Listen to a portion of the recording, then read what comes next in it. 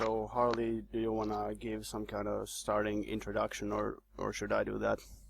I really don't mind. I just want Hater to. Okay, right. Okay, he's just joined the thing now. I don't care who does the intro. Okay. I'll do the intro. Okay, go on. Oh, great.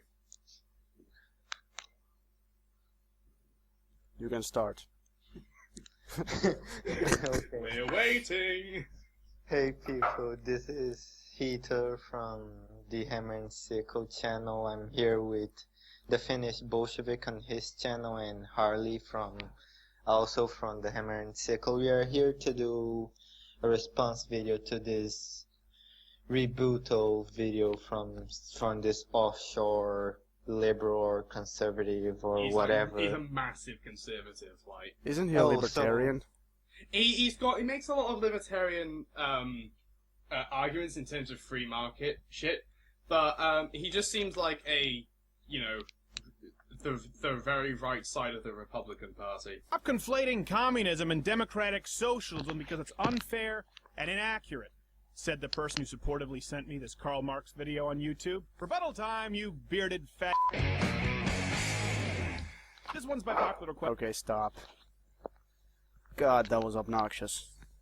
Oh, Yeah. fucking hell. It was fucking horrible. It's because this Karl Marx video is a little old, but has enjoyed a second win specifically due to the Bernie Sanders supporters, as you will see in the comments section, despite the fact that I swear up and down socialism and communism have nothing to do with each other. Let's get to it. Most people agree that we need to improve our economic system somehow.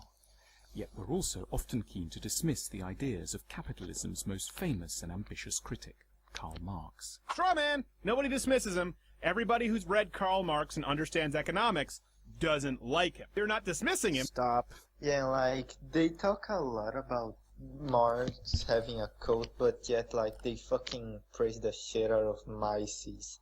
Like, if he was, like, the god. Also, he says to everyone who understands economics, like, there's no sort of, different schools of economics or anything, it's just economics. Yeah. Yeah. That's like the favorite argument of every stupid cellar-dwelling neckbeard and cap. They just all say that, oh, you just don't understand economics. Yeah. You just don't understand economics, man. If only somebody read economics for dummies like I did. More free markets. More capitalism. This isn't very surprising. In practice, his political and economic ideas have been used to design disastrously planned economies and nasty dictatorships. Nevertheless, we shouldn't reject Marx too quickly. We ought to see him as a guide whose diagnosis of capitalism's ills helps us to navigate towards a more promising future. Capitalism is going to have to be reformed, and Marx's analyses are going to be part of any answer. Here we clearly see the difference between two schools of people. Okay. There's the conservative guy who is insane, who just makes up a bunch of bullshit.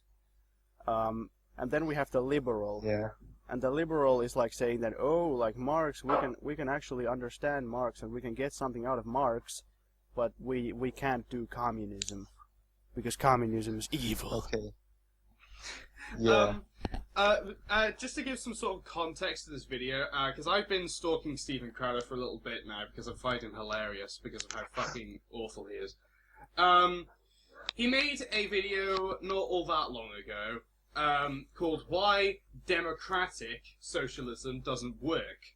And this was essentially painting Bernie as some sort of communist. And he periodically throughout the video quotes Lenin and just essentially tries to equate social democracy to Marxist socialism. Yeah, like, Bernie isn't even a fucking social democrat, I mean. He's pretty much a liberal. Yeah. On maximum.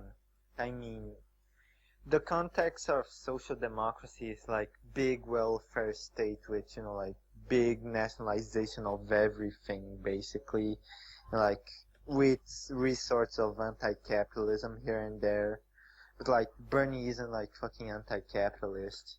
Bernie just wants to give a little bit more money to already pretty wealthy, like, middle-class white kids. Yeah, like, he's welfare capitalist, but, like, he's not, like, social democrat. Before we get to some details here, it's really important. This person is trying to present this as unbiased, but they're telling you that you ought to and should look to Karl Marx as a guide. They also say it has maybe been used for some bad regimes. Okay, let's flip that. Maybe... Stop. Fucking stop. I mean, good God. I mean, this is dishonest as fuck. I mean, he's complaining that the liberal is not anti-communist enough.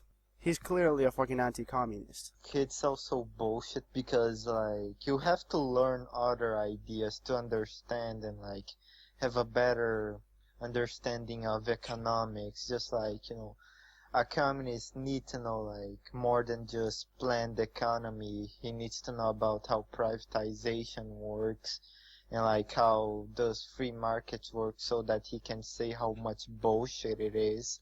I don't understand how his logic works, but because, you know, they make up a bunch of bullshit about communism. They say that, oh, communists killed this many people, and it's all just made up bullshit. But somehow it's compelling to them. But then when we know that the British Empire and the US Empire, they've killed hundreds of millions of people. They've enslaved like half the globe, literally. And they're still like doing all kinds of horrible fucking shit all the fucking time. Somehow that's acceptable, and we can't blame that on capitalism. Yeah, like, that's kinda justifiable for them, like, imperialism and shit like that. Yeah, they don't understand that there's like literally 2 billion people at this very moment are living on like a couple of dollars per day. Basically like a third of the planet is almost starving. By the way, he's going to make a really stupid point in a couple seconds. Did you guys actually know that this... Have you seen the video where he acts like he's being attacked by a bunch of union people? No. Wait, I think I saw that, but I can't really remember it much. He like punched one of them, and then one of them punched yeah. back, and he edited it so that it looks like he didn't punch the guy first, even though he did. That's how fucking dishonest this guy is. Any good communist economies that have come... One. Let's start with one. Marx was born Okay, stop. Do you guys have any examples of successful socialist economies? Let's think. What was the second biggest world power for most of the 20th century? Yeah, can't quite think of it. Oh god, the name just escapes me now. What was the country that everyone was afraid of for like most of the 20th century and has had political ideology solely based on trying to destroy it? Yeah. Fucking hell. What's that country that was ruled by a bunch of warlords, but then they had some sort of revolution or something along those lines? Yeah, like God. basically, Russia was fucking nothing until socialism happened. That they became the second biggest military and economic power in the world, just like that, in like a matter of a couple of decades. And it's not even like the Soviet Union got to its full potential, because you know, as you can see, but you know, nowadays most of Russia is still just, you know, land. You know, they still didn't have the entire country, you know, fully industrialized, and there's still quite a lot of Siberian tribes and such. Yeah, and like most of the Russian infrastructure, even today, is like from the Soviet period. I mean, the fucking Moscow metro is from the first 5-year plan. They're still using it. I mean, of course, they've maintained it and all that, but yeah, that's when it was made, and they're still using it. I mean, Russia basically won the space race, even though, like, the only thing that the US did was they landed on the moon, but they didn't, like, the Soviets put the first man in space, they put the first woman in space, they invented the first functioning satellite. Put the first animal in space as well. Yeah. I mean, people don't understand that these countries came from incredibly poor backgrounds, which is a testament to how successful they were. Because people just think that, oh, well, they're just kind of crummy. They're not quite as luxurious as these Western imperialist countries. Well, yeah. I mean, they came from total fucking shit. I mean, most of these countries were literally colonies of capitalist countries. And quite a lot of people compare South Korea to North Korea, but North Korea was... firstly, absolutely bombed to shit, and isn't even a country that's very good at self-sustaining, and yet they're still around today. Yeah. You know? Yeah, sure, it isn't all, flowers and lovely comfort. Yeah. But it's more than what a capitalist country could do. Yeah, like, let me reiterate my point. Like, most of the world is fucking capitalist, and most of the world is fucking poor.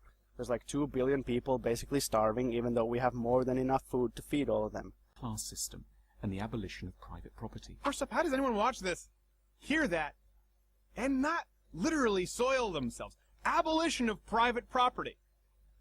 The thing you're watching this on, it's not yours. It belongs to this bearded guy. He worked as a journalist and had Okay, to stop. I mean, Yeah, Okay, stop. he obviously doesn't get what property is, Exactly. at least in a Yeah. in a Marxist context, because private property is property you own and use to make your own value. basically, private property means, in the Marxist sense, it means means of production. So big things, basically workplaces. Not like small, tiny little things like your fucking toothbrush or your iPad. This as a recurring theme. Outside of some weapons created by government, no communist regimes or countries have been at the forefront of giant leaps in technology or innovation. That's bullshit because basically most of the advancements for like jets, many weapons were made by the Soviets and the Chinese that were very advanced. But there were also like communication advance that led to today for what it is. the Yeah, internet. like, can't, Yeah. like, fucking Sputnik, for Yeah. God's sake. Like, bitch, who got to the space first? Again, who which was the country which, was a massive threat to the US. Surely, if they couldn't invent shit because they were awful, they couldn't really be that much of a threat, could they? And how does it even work? Like, he says that, oh, they only invented guns. I mean, they invented other things also, but, I mean, how would it even work that, oh, they're smart with guns, but they're stupid with everything else? Like, it doesn't work like that. It's about their priorities. Like, he's saying that they didn't invent, I don't know, dildos and iPhones, like all kinds of useless crap that capitalism offers. I think oh shit. Just opened a bottle of something and it just spilled all over me. Great. I don't think many people say dildos are worthless, but yeah, like capitalism does create a lot of useless shit. I mean, the biggest example of that I'd say is a spork. There's like My Little Pony fuck toys. Oh my god. There's like, there's plenty wasn't of... that thing which you can attach to your iPad so you can watch porn and also fuck your iPad? Oh yeah. Just in case you want to fuck your iPad. But anyway, joking aside, essentially, socialist countries are very good at creating useful things at a low price. Like, for example, you may not have every single flavour of drink available to try and trick you into buying it, but you'll have drink and it'll be cheap. Here's the crux of Marxism. Karl Marx and people who forward this focus entirely on the worker, specifically the labor worker. Here's the thing, the labor worker is not a synonym for humanity. Humanity as a whole also needs medicine, progress and efficiency, agricultural innovation, needs for humanity that cannot be met if the mere labor worker's importance is placed above all else. Okay, stop. I mean, this is a stupid argument. Like, why does he think that we're only interested in industry? Like, even medicine needs labor, Yeah, it's all like labor. doctors. We've already gone over great innovations and showed how socialist countries have brought great innovations. Yeah, like, believe it or not, socialist countries had doctors. They had more doctors than capitalist countries. Yeah. Like, he may point Like, to... he may point... wait. They have so much that Cuba is actually sending doctors to my country. This is actually a thing. Cuba is sending doctors because my country has nearly no fucking doctors because most doctors are, in private hospitals being a bunch of fucking, like, gaining, like, a lot of money from private hospitals that cost so much that people die trying to enter in those hospitals. They're not cheap. Are They're, they like, really high cost. are they doing it for free, or does Brazil pay Cuba something? No, I think Brazil is paying it for the doctors, and like Cuba still pays their monthly payment. Yeah. Okay, Harley, do you want to say something? I was going to say, like, he might point to Cuba, because I know Cuba does have a bit of a problem with doctors in terms of, doctors aren't paid, all that well. But, you know, again, material conditions, and Cuba is, a little country right next to the world's biggest superpower, and they don't really get along all that well. Yeah, it's basically just a matter of priorities. Because why would you want to have 20 different kinds of iPhones when you're a poor country and you need to ensure that there's basically necessities for people? He's basically just complaining that rich people can't buy luxurious things. But I don't give a fuck about rich people. I care about regular people. I want them to have food and stuff. The wordplay is so important from the unbelievably biased presenter. They've now referred to workers as utterly expendable under a capitalist system. No, in a free enterprise system, your value is determined precisely by your contributing power, your skill sets, and your work ethic. You're the best engineer in the world, you're paid your worth. Under communism, you're not. Your contribution is worth the exact same as the guy next to you on the factory line who has no interest in contributing at all. We already talked about that, like, each for how much they work. Like, if a worker works 6 hours in a factory, he's of course, going to receive the amount of money that is equal for 6 hours of work. If a worker works 12 hours in a factory, of course, he's going to receive 12 hours of work.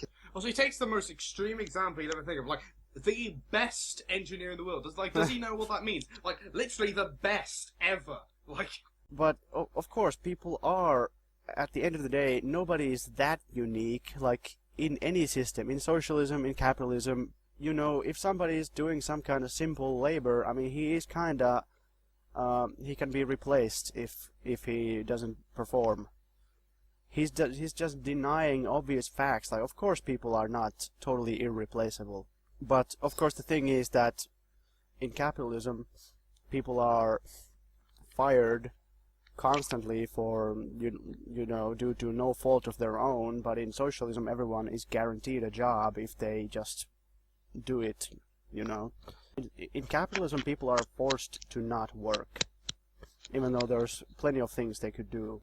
And then, because these people would starve, because they're unemployed, so the government has to tax workers more so that they can, like, give these people benefits to make sure that they don't starve, because the corporations don't want to pay them anymore. So it's just a bunch of capitalist parasites who are leeching off the taxpayer money again. I don't understand this idea that in socialism everyone's just lazy and in capitalism everyone's super motivated. Like, have you guys ever had a job where nobody is fucking doing anything? yeah, like, if you've ever actually been in, a normal workplace, most people don't really want to be there. They're just there because they need to be there to make ends meet.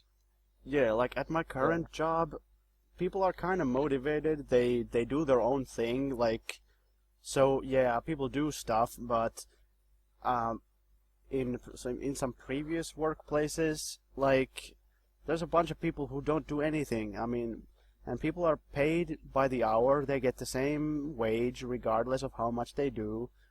And so how is that, like, how is capitalism motivating people to work or innovate or some shit? I mean, it's not.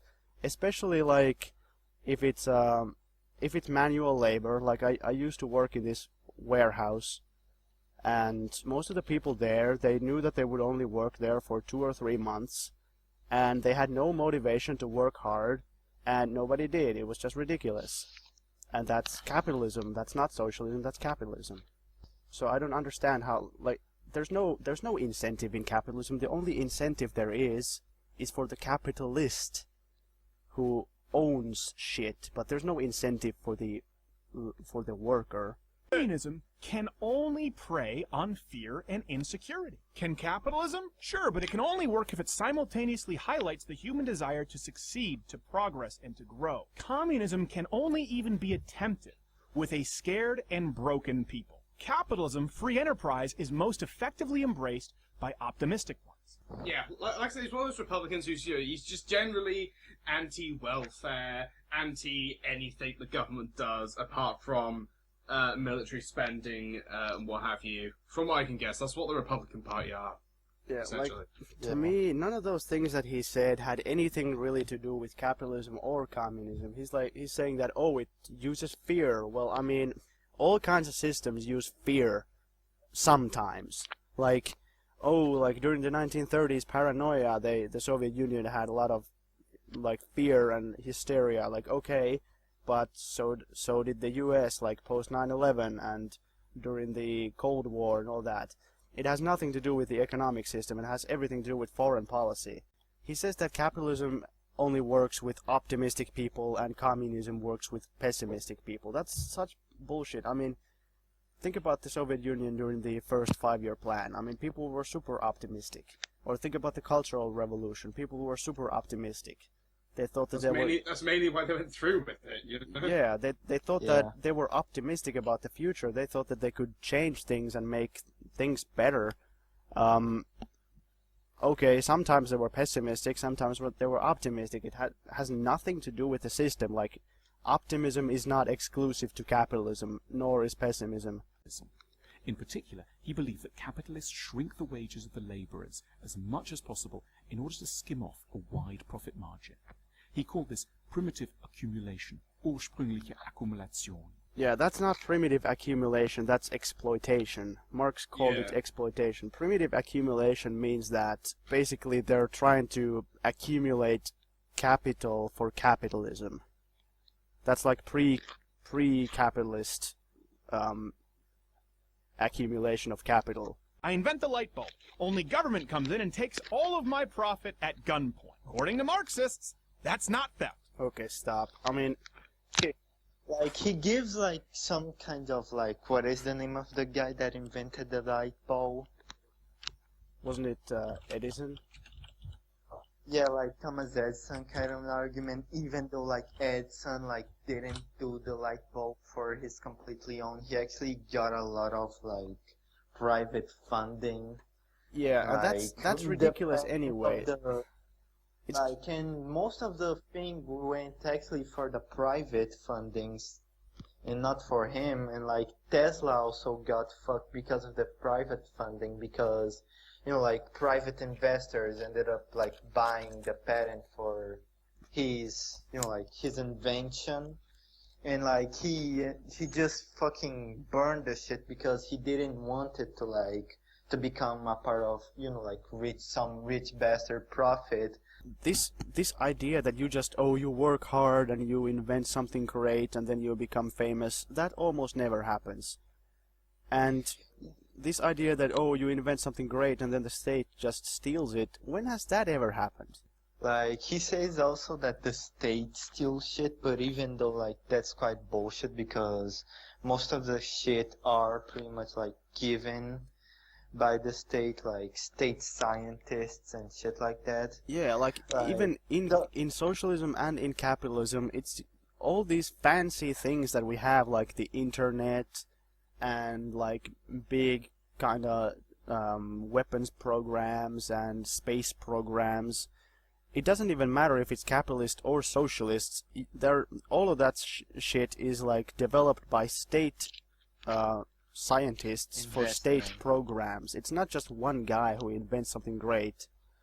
I think a lot of socialists have also brought up the fact that most of the stuff inside of an iPhone was created in the state sector. For example, the touchscreen, the fingerprint, the voice activation stuff, all of that, you know, in the state sector. They just compressed it up and put it into a phone. They didn't actually invent anything. They didn't make any sort of technological breakthroughs. Yeah, like they just combine a lot of inventions together and then put it into a phone. I can't even think of the last time someone just invented something crazy, groundbreaking, who wasn't working for some state program. Like the US, they're inventing all kinds of crazy shit, like weapons and stuff. They're inventing, like, invisibility devices and laser guns and all kinds of shit in the state sector, but I can't remember when some individual guy has invented something like that. The only thing which I can think of is like that happened recently. There was this guy who it doesn't seem to be perfected by any means, but it was like an earpiece where you could set it to a language and it would translate it, so you could have like conversations. I think that was invented by a single person, but again, most of the technology in that was made in the state sector. He just got that and then turned it into a product which he could sell to people. Yeah, like in the sciences, I think some guy could potentially make some kind of discovery and become famous, but I think even with the sciences, things are so complicated these days, because all the sciences have developed so much that for any kind of big developments to be made, it usually takes like a huge number of people. So I think this old school capitalist dream is just totally dead by now. And just Crowder is just totally out of touch with reality. That kind of shit never happens. Not only communism lends itself to authoritarian regimes, but why leftism lends itself to more violent, disruptive protests, like Black Lives Matter or Occupy Wall Street. It's because despite Okay, stop. I mean, now this just went cringeworthy, stupid / racist.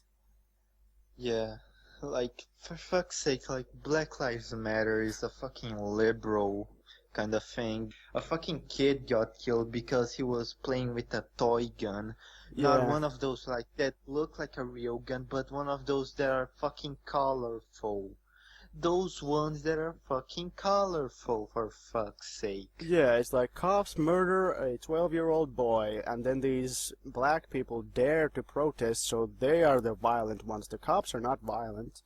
I think Paul Joseph Watson was the other guy who did this, where everything good that can possibly come out of capitalism, for example, like, you know, an iPhone or that earpiece I was talking about, they all say, oh yeah, look how great all this innovation is from capitalism. But whenever there's any sort of criticism or dissent, it's automatically, oh right, well that's not real capitalism, you know? Yeah, He doesn't, although he kind of cloaks his language a lot better. yeah. Like, he doesn't outright say that's corporatism like Paul Joseph Watson's bit, but he says, no, that isn't, because in a, you know, free enterprise system, obviously hinting at the fact that we don't live under true capitalism. Yeah, and it makes no sense because, I mean, what is the point of competing in the competition of capitalism in the market? What is the point? Well, the point is to crush your enemies and basically win the competition and become a monopoly. Are crises of abundance, rather than, as in the past, crises of shortage.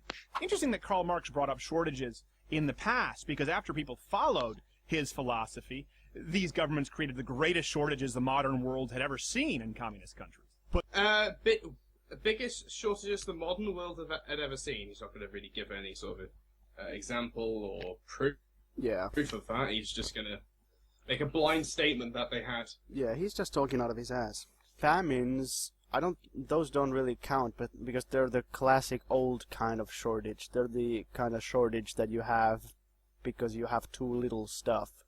It's like if you're a semi-feudal country, you know, you don't have technology, you don't have infrastructure, you know, there's going to be famine.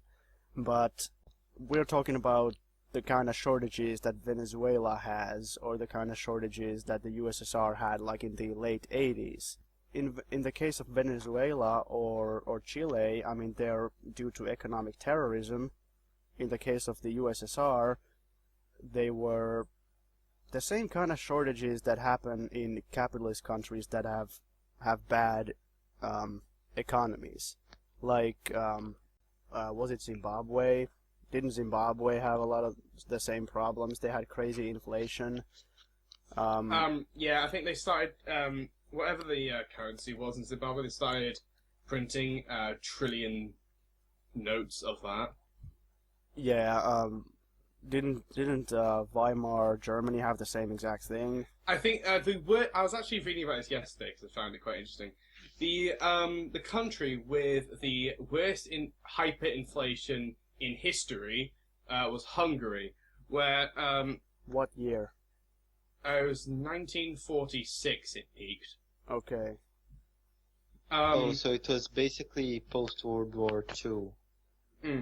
And it got so bad that in order to get a US dollar, it was 420 trillion pengo. Well, but that was like post-World War II, after the country just got wrecked. So Yeah, I mean China war, had a so- China had a lot of inflation during the Civil War as well. basically paper was like more valuable than the German mark at the Weimar Republic. Yeah, like these kinds of shortages, they're not really caused by socialism. They're just caused by bad economy. Or by war. Well, yeah, or by war or some kind of other circumstance, but it never happens that you just implement socialism and then all of a sudden, shortages. Sure, like Venezuela has shortages, but Venezuela is not even socialist.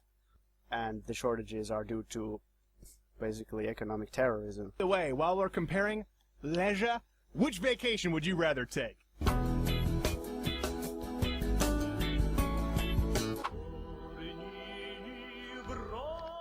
Silly. This is beyond stupid. You don't say. Oh, for fuck's sake! Yeah, because when in the time of the Soviet Union, whenever anybody went there on a holiday, they went into factories. You know, Yeah, apparently they're really good for sunbathing this time of year. You know. yeah, like tons of Yeah, Finnish people went there for vacation and they didn't go to factories.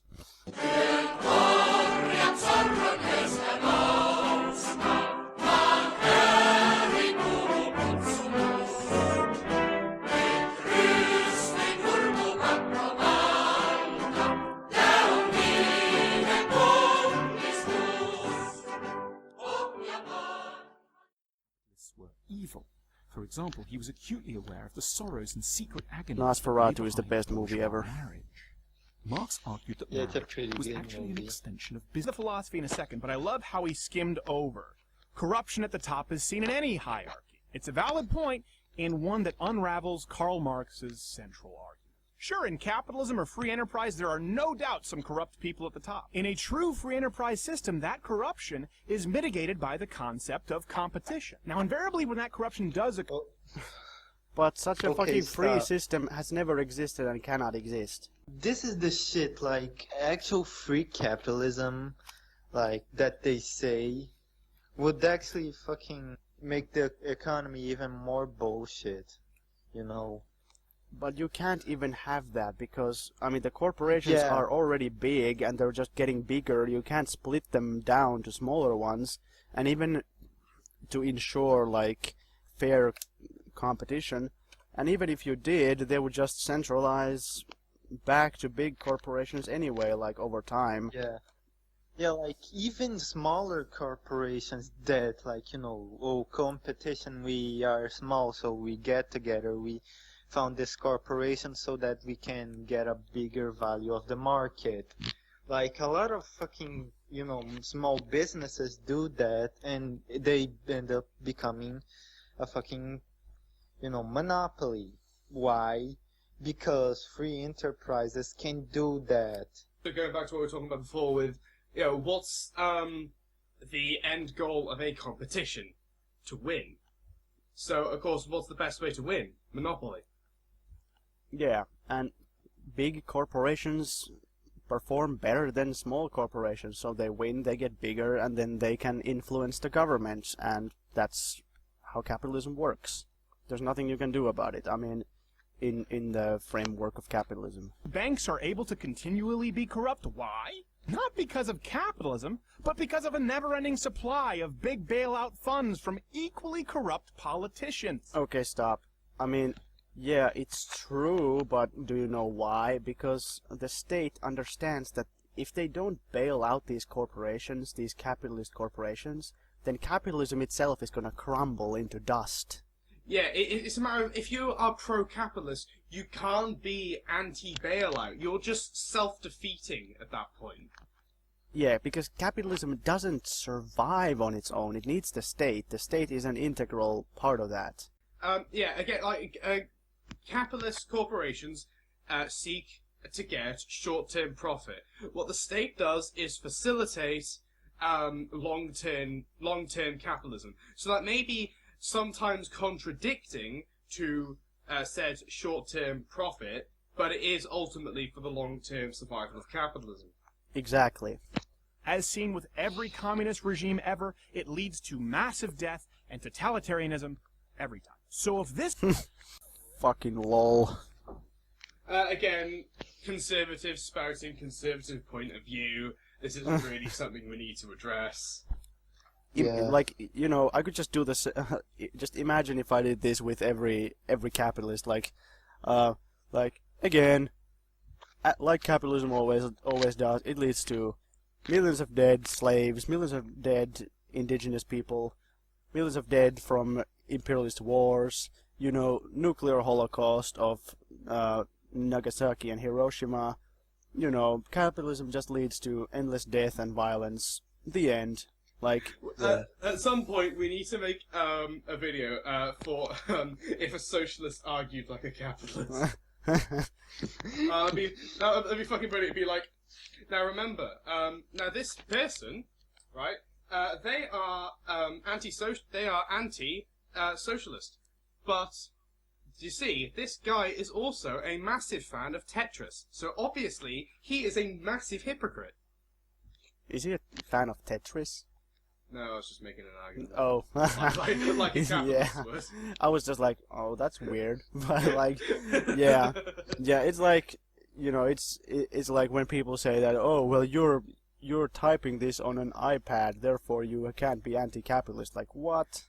Oh, what? Should I start sending you fucking pigeon mail there? Yeah, it's like if I said, oh, you're writing this in like paper that you bought from the socialist store, so you can't be anti-socialist.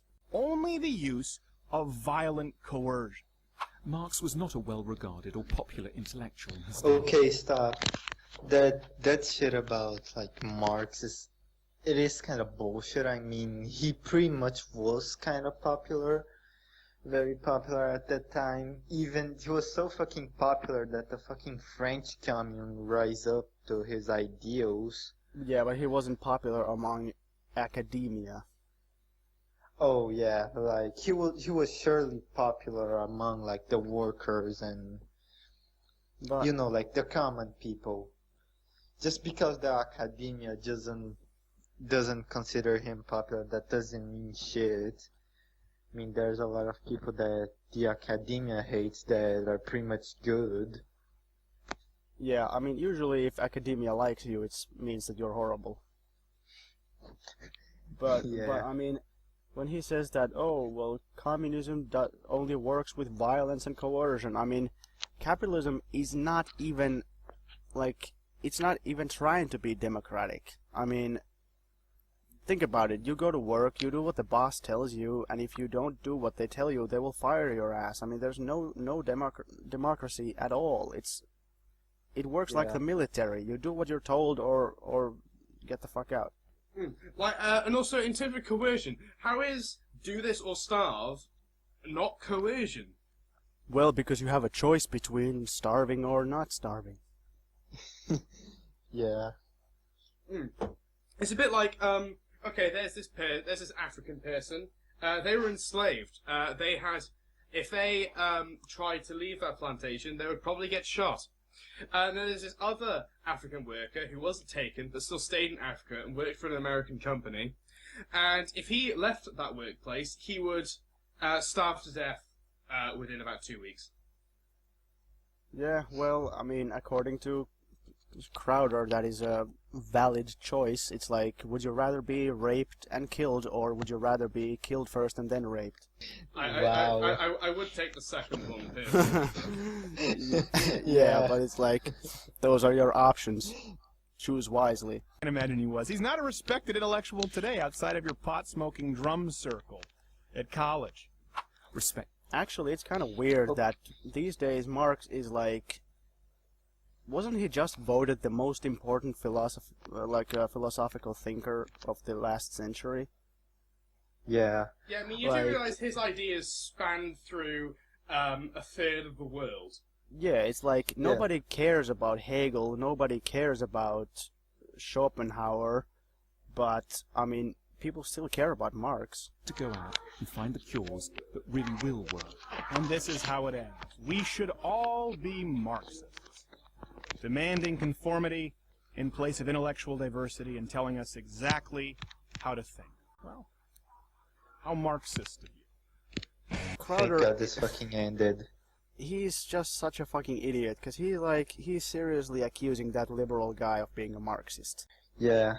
Yeah, which he isn't even Marxist. I mean, he just openly said at the end of the video that he doesn't agree with like Marx's plans of how to go about, solving the troubles of capitalism. Are you fucking deaf, Crowder? For fuck's sake.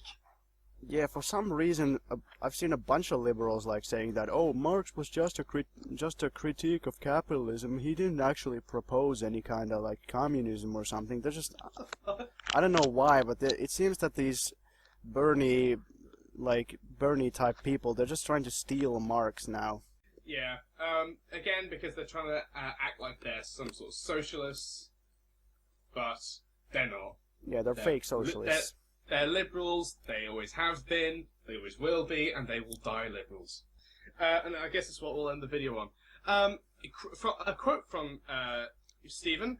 No communist regimes or countries have been at the forefront of giant leaps in technological or innovation. That's not really the correct grammar, but anyway. Let's take a look. The gene pool. The iconoscope. Cadaveric blood transfusion. Invention of the first mesas by, let's see, these two Russian-looking names, who later shared the Nobel Prize in Physics for invention and development of laser technologies with Charles Turns. The spacesuit. Montage filmmaking. yeah, that's... See all those card montages? Because the Soviets. Yeah, Sergei Eisenstein Modern invented the montage. It's true. Modern postal codes. Lung transplantation. Unmanned spacecraft. Electrically powered spacecraft propulsion. And the satellite. Nah, that's just some small little things. It doesn't count. Yeah. Oh yeah, but yeah, it is kind of weird. Like, Sergei Eisenstein invented the montage. Like, without him, the capitalist world wouldn't have montages. Yeah. Yeah, it's weird. Have you ever seen any of Right. his films? Oh. October and Battleship Potemkin. They're No. actually pretty damn good. Like, I'm Brazilian, I didn't heard of half of these movies. Just Google October 10 Days That Shook the World. Okay. It's an old movie, but it's good. Closing statements. Crowder is a moron. Here you go, Stephen, you bearded faggot. Go fuck yourself, you American piece of shit. Yeah, pretty much. That's all for today. Bye-bye.